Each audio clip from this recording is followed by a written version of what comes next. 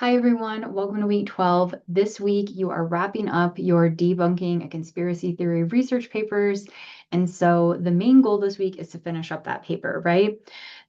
To do that, I want you to do your final peer review for this paper. And so last night, you should have turned in your peer review part 2 draft.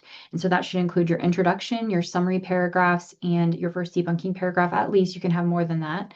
And hopefully you're going to get some good feedback by Tuesday that will help let you know if you're on the right track, if you can keep going. If there's any questions that you have, this is a great time to ask. And so when you are giving feedback on those peer review drafts, here are the couple things I want you to be thinking about. Is the person using specific examples? And so specific examples should be something like a fact, a quote. This could be data. This could be a real life example.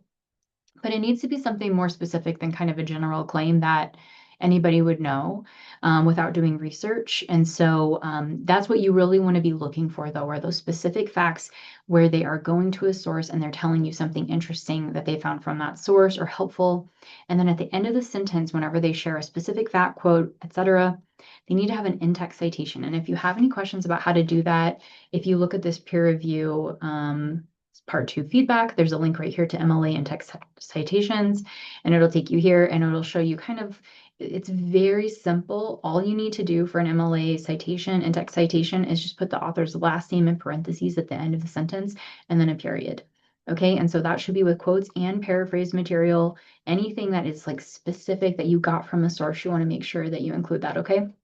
I've also included more MLA and APA sources.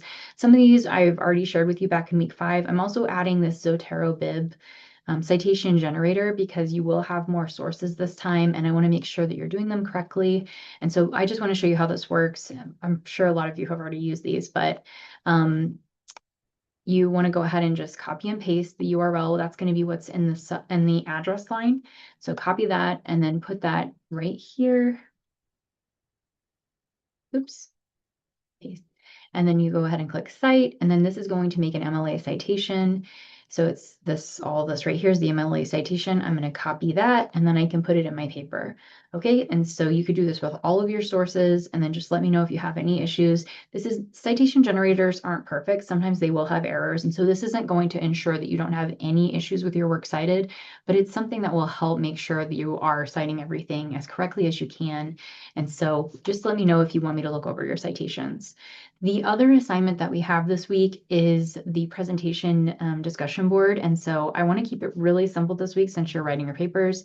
This is the only assignment we're going to have due on Thursday. And so we have 2 more conspiracy theory presentations that can give you some ideas of potentially of how to talk about your conspiracy theory. But it's kind of what you already know what to do. It'll be due Thursday. That's it this week. Your papers are going to be due Sunday. That's April 19th.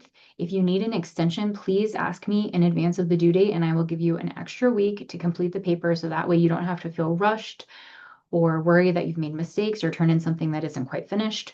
So you can have an extra week. You just have to ask. That's it for this week. Please let me know if you have any questions. I'll be around, and good luck with your writing.